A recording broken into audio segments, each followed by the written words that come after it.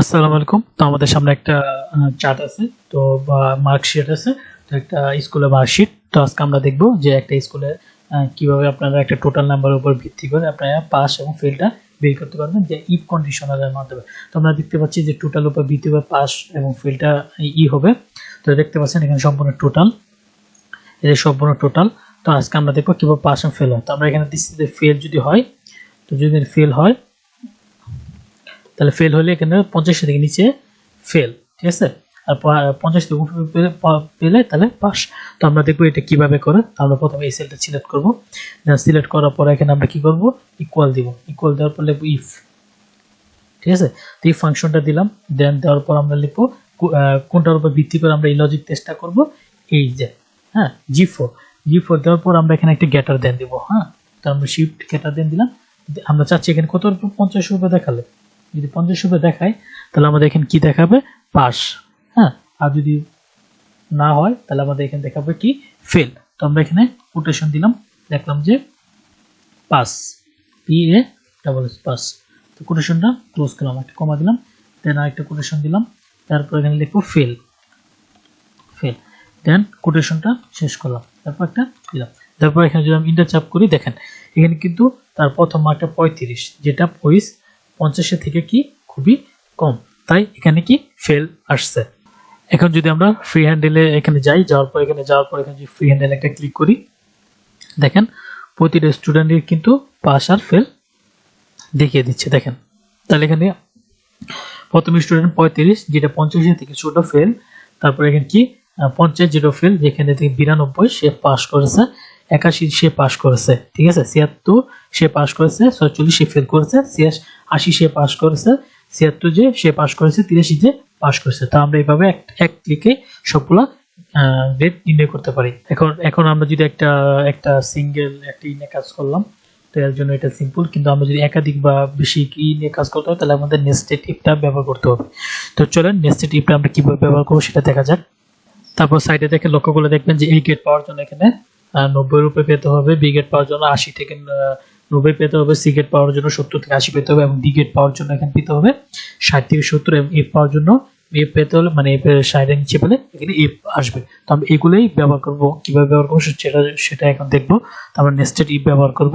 তো এতগুলো কন্ডিশন এখানে এ গেট, বি গেট এবং সি গেট, ডি গেট পাওয়ার জন্য অনেকগুলো কন্ডিশন আমাদের ব্যবহার করতে হবে। তো এই অনেকগুলো কন্ডিশন একসাথে এক্সেলকে বোঝাইতে হলে আমরা নেস্টেড ইফ ব্যবহার করতে হবে, যে আমরা একের ভিতরে অনেকগুলো কন্ডিশন কি করব, ব্যবহার করব। তো চলুন এটা কিভাবে ব্যবহার করা যায়। তারপরে চলেন এটা আমরা প্র্যাকটিক্যালি করি। তো আমরা প্রথমে এখানে যাওয়ার পর এখানে একটা ইকুয়াল চিহ্ন দিব, ইকুয়াল চিহ্ন দেওয়ার পর এখানে ইফ লিখবো। তো ইফ লিখলাম, ইফ লেখার পর এখানে আমরা কি করব, এটা ব্যবহার করব। দেন এটা ব্যবহার করার পর এটা আমরা কি বলে দিব, এটা গ্রেটার দেন বা সমান কত, 90, ঠিক আছে, 90। তো এটা দিলাম, তো এটা গেল। তো আমরা এখানে তার পরবর্তী আর্গুমেন্টে কি দেখবো, তো আমি পরবর্তী আর্গুমেন্টে একটা কমা দিব, দেওয়ার পরে এখানে ডাবল কোটেশন দিব। ডাবল কোটেশনের ভিতরে আমরা কি করব, এটা ব্যবহার করব। তো চলেন এখানে এটা কোটেশন দিলাম, দিলাম, তারপর কোটেশনটা কি করলাম, বন্ধ করে দিলাম। এর মানে হলো যদি এটা 90 বা 90 মার্কের বেশি হয় তাহলে আমাদের কি এ গ্রেড শো করবে। দেন আমরা কি করব, একটা কমা দিব, কই জট, তাই আমরা একটা কমা দিলাম। তারপর এখানে আমরা কি করব, এখানে কমা দেওয়ার পর এখানে আমরা আরেকটা আর্গুমেন্ট ব্যবহার করব। তো এখানে কি করব, ইফ ব্যবহার করব। হ্যাঁ, এখানে আমাদের ইফ দেওয়া হয়েছে, তো ট্যাব বাটন করে ইফ দিলাম। তারপর এখানে আমরা পরবর্তী লজিকটা ব্যবহার করব। তো পরবর্তী লজিকটি কি, তো চলুন দেখা যাক। তারপর লিখবো কি, তারপর লিখবো যে এই জি4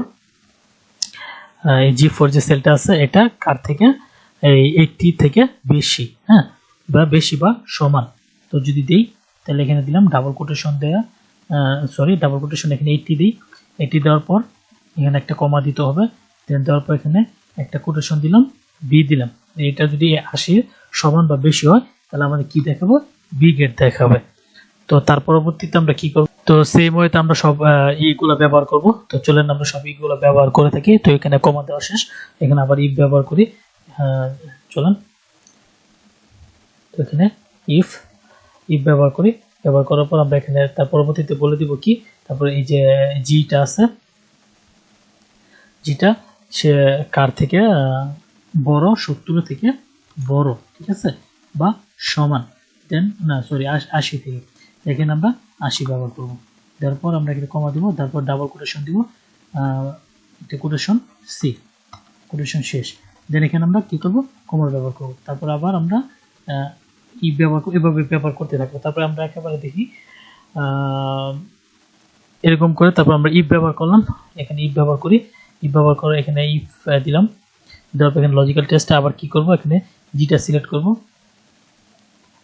সরি এখানে জিটা সিলেক্ট করতে পারছি না, সরি এটা ভুল হয়ে গেছে। তো আমরা এই পর্যন্ত দেখি কি হয়।